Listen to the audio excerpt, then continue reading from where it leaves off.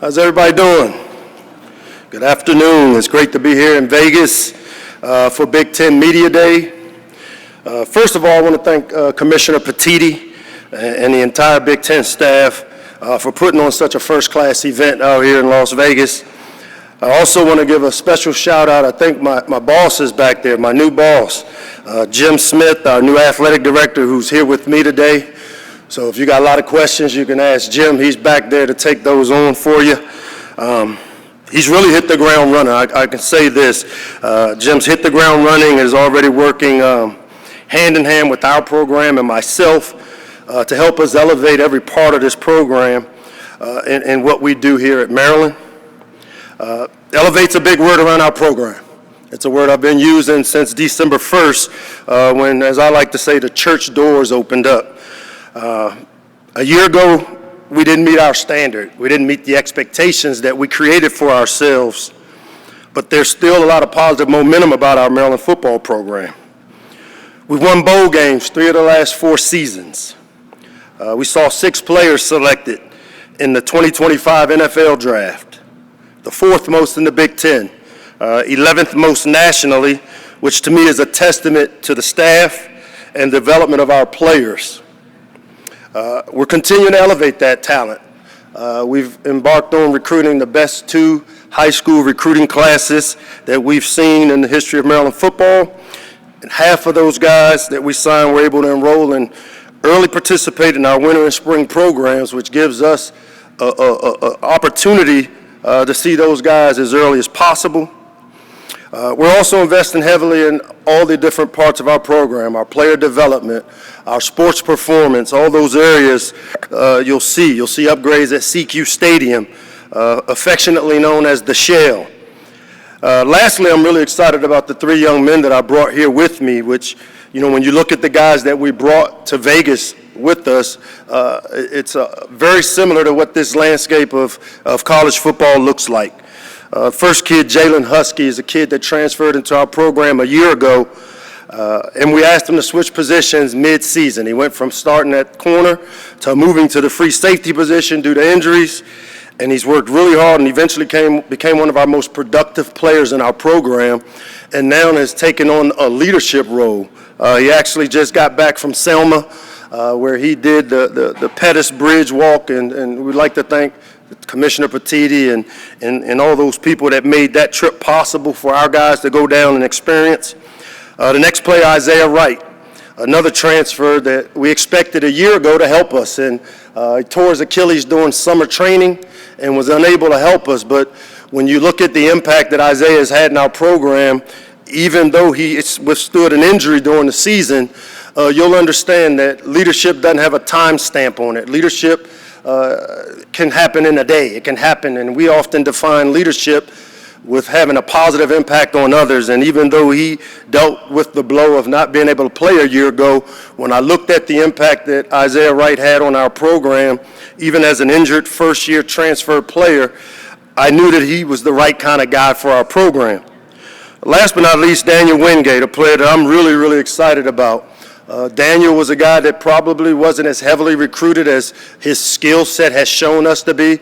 He was a guy last year as a true sophomore that I saw take on a huge leadership role, not just on the football field, but in our locker room, and has been a very productive player, a DMV kid that made the decision to stay home and has been key for us in us trying to build this program and put it back on track. When you think about our team, here's what I'll tell you. This, for me, is kind of a year of what I like to call vulnerability.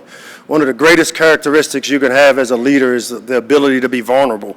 And I'll tell you, a year ago, Coach Locks lost his locker room. And for me to stand in front of a group of media and tell you that I lost my locker room, and it wasn't because I wasn't a good coach.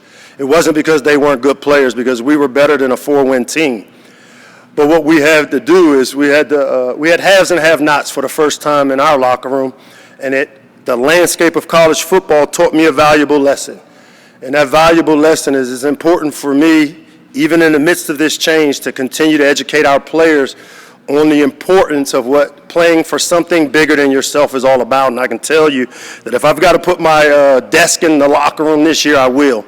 and I expect our team to show up, play hard, and probably one of the most exciting things is if you ask me what kind of team we have, I don't know yet, and that's a good thing. And that's a good thing because as a coach, sometimes we feel like we have to have that answer. Well, I've got fall camp. I've got about 25 practices in July and August to figure it out and feel very confident with the changes and the elevation of our program that we'll put a product on the field that we can all be really excited about. And so with that, I thank you, and I open it up to any questions you may have. Coach, first row on your right. A few questions here.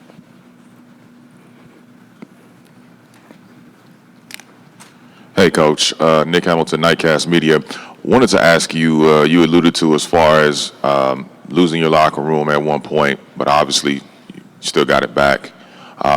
What is the difference, and when do you know the difference is between being a coach and being a teacher when you having to manage so many different personalities within the locker room with yourself and your coaching staff? Well, great question, and to be honest, there is no difference between being a coach and being a teacher, in my opinion. I've always tried, and this is why losing the locker room a year ago for me was really personal, because it's bigger than football, and it has been for me. I would have never dreamt of a kid that grew up in the South Side of Washington, D.C., having an opportunity to coach at the place as a kid I grew up rooting for and worshiping. I mean, I loved everything about Maryland. I still do. I enjoy the job I have. But I can tell you last year was tough on me as a coach because for the first time, those really strong relationships were questioned because I had to decide whether to pay a freshman coming in or take care of a veteran player that helped me go to 3 bowl games and have success and do something that hadn't been done in 130 years in the history of Maryland football. And it was hard to do both. And so what I've decided now is if you come to Maryland and you look outside of our locker room, there's a sign. And that sign reads, you can leave your Louis belts, your car keys, and your financial statements outside of this locker room because when you enter those doors, we'll all pay the same price for success or failure. And that's really important for me, and that's what last year was about for me, but that's also why I'm excited about this year because I don't know what kind of team I have just yet, but I know that they're really talented, and it's a matter of them playing for something bigger than themselves, which we're in the process of developing that type of culture. Coach, straight ahead. Good afternoon, Coach. Mike Makita, Reddit CFB. Mike, what's up? Good afternoon. I wanted to ask you about your thoughts on playoff expansion and whether or not there's a situation in your mind that would be the ideal playoff scenario in terms of numbers and expansion. Thank you, man, Kurt Signetti, I was back there. I heard Kirk, man. He had this whole thing mapped out. So whatever Kurt said, I agree with. Kurt's got that thing figured out. No, I mean, that's Tony's job. I want to stay within my lane. I have some thoughts. Obviously, I've spent time in a lot of leagues, ACC, SEC, Big Ten. I got a lot of faith in Tony and the administration, including my president, who I think is leading the athletic part of the Big Ten, that they'll figure out the right mix. I think it should be handled on the field. It should be handled based on your body of work. I don't think it should be as much on the committee, but I'll let the powers that be. I'm more focused on building a brotherhood in that locker room in Terpsville, figuring out how to win the first game, and I'll let all the other stuff kind of be taken care of by the people above my pay grade. On your right, Coach, first row. Kenneth Berry, Touchdowns and Tangents. Coach, obviously you lost a lot of great players to the draft.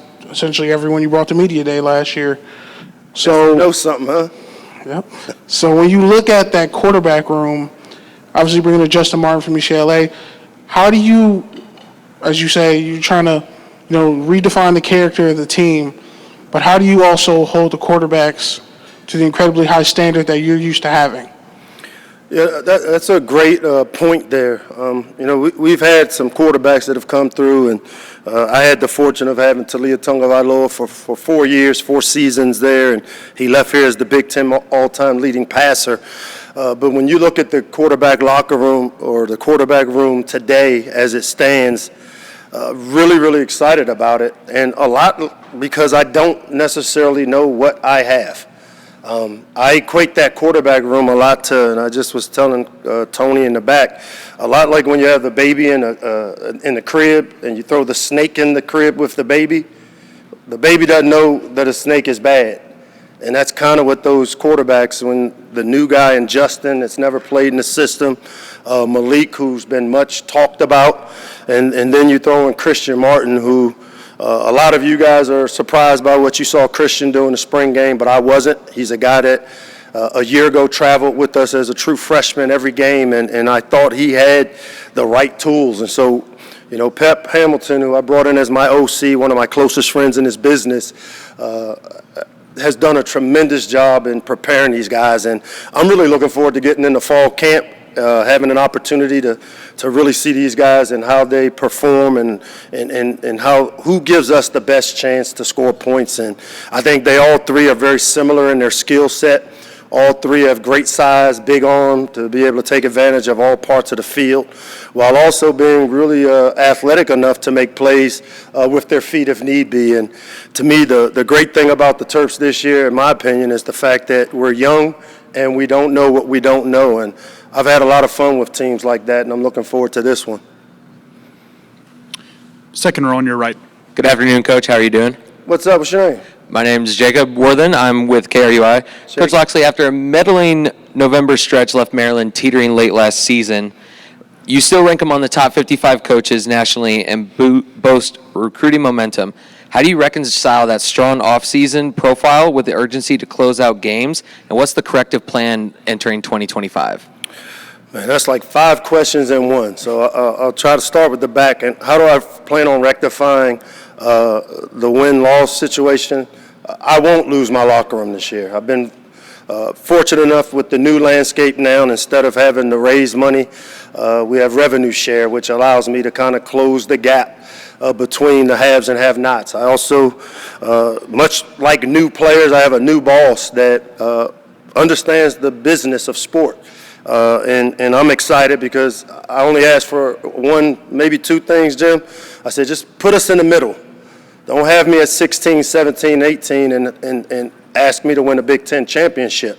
And I know that Jim is committed to giving me an opportunity, giving us an opportunity in this league. And I can tell you that when things have been kind of equal for us, we did things that hadn't happened at Maryland in 130 years, and I'm looking forward to working with Jim to find ways to create the ability to keep and maintain these players that we've been able to bring in. When it comes to the football piece of it, I told you elevation is the word, and you can't elevate without separating.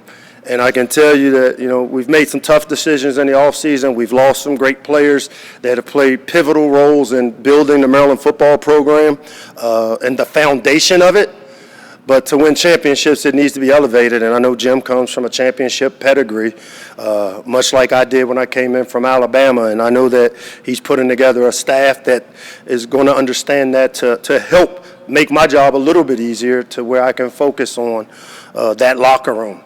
Which is a strength of mine, and I'm looking forward to being back in there with my players, knowing that they understand that we're going to do everything we can to take care of our players the right way. Coach Locks, appreciate your time. Thank you so much. Thank you very much.